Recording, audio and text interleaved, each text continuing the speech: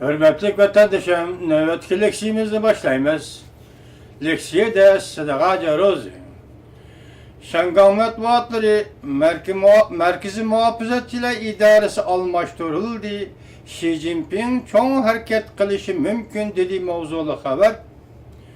2015 yıl 3. ayının 11. günü Büyük İra Torbiti'de ilan kılındı.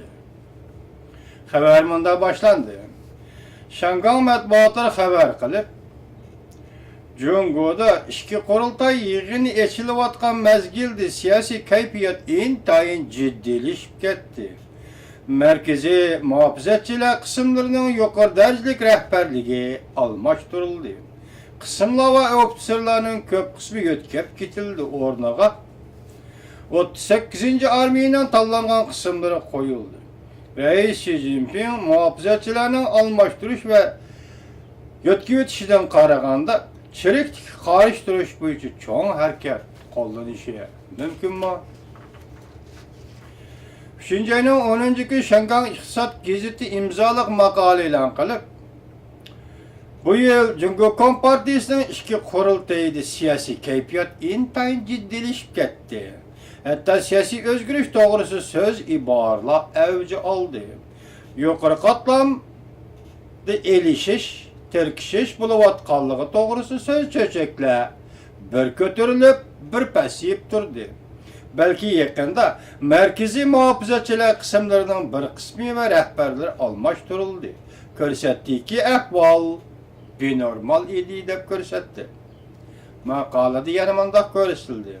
Merkezi muhafızatçılar koşunu Komparti'nin yukarı katlamada bir xatarlik ve qoğdaş hizmetiga mas'ul bo'latdi. Reis Xi Jinping başçılığındaki 7 nefer daimi hayat a'zolarının bexatarligini qo'g'daydi. Merkezi Komitet Maun İşxana Müdiri, Merkezi Muhafızatçılar İdaresi'nin başlığı General-Mayor Cao Qing, Beijing Harbiy Garnizonunun muavin kumandanlığı yötkülüp, Asli Muhafızatçılar İdaresi'nin muavin idare başlığı Wang Xiaojun, Merkezi Muhafızatçılar İdaresi'ne başlık bulup tayinlendi.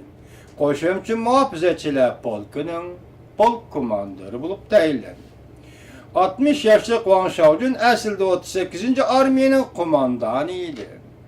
Merkezi Muhafızatçılar İdaresi yötkep kilingendiğinden keyin Reis Xi Jinping'in şafaqatiga erişip onun qo'g'dug'uchisi bulup kaldı. Haberlerge asaslanganda bu qatimki Merkezi Muhafızatçılar qo'shinni ko'lamlik tartibga solish, Merkezi Muhafızatçılar qo'shini Merkezi Komitetiga mas'ul Devlet Mahkemesi ve Merkezi Harbiy İşler Komitetini qo'g'dashga mas'ul Xalq vakillar qurultayi ve siyasi kengash rahbarlarini qo'g'dashga mas'ul 5 rahbarlik gruppasi qurib, bexatarlik ve qo'g'dashga mas'ul qilib o'rinlashtirildi. Qo'g'dug'uch qismlar qaytadan o'rinlashtirildi. Aslidagi Merkezi Komitetning qo'g'dash qismlari yötkep ketilib, Reis Xi Jinping'ni qo'g'dashga 38. armiyaning tanlangan qismlari yötkep kelindi. Makalada mundaq ko'rsatildi. Yaqindan beri Beijing siyasi chemberiga ishchida siyasi byuroning a'zosi intizom tekshirish komitetining sekretari Wang Qishan hamda Reis Xi Jinping'ning bexatarligiga foydasiz bo'lgan so'z chechaklar tarqalib, hamda muhofizatchilar qo'shini almashtirilib, sodiq, samimiy qo'g'dug'uchilar o'rinlashtirildi. Shundan qaraganda çelik deşik qarıştırış bo'yicha çoğun bir hareket bo'lamdi yo'q. Çelik qarıştırış bo'yicha yoki çelik qarıştırış hareketida Reis Xi Jinping'ning endi chekinadigan va to'xtab qoladigan imkoniyati qolmadi. Çelikdagi qarıştırış bo'yicha Reis Xi Jinping to'xtabmi qololmaydi yoki o chekinadigan yo'lmi yo'q. Oxirigacha kurash qilish kerak. Bu qatam şunun için Reis Xi Jinping muhafızatçılar qo'shinini qismlarini almashtirib qo'ygandan keyin Cumhuriyet'da çeliklikka qarshi, ya'ni cho'ng bir harakat boshlandi yo'q degan masala Şangal matbuotlarning qiziqishini qo'zg'ab, yuqoriqadek maqala e'lon qilindi.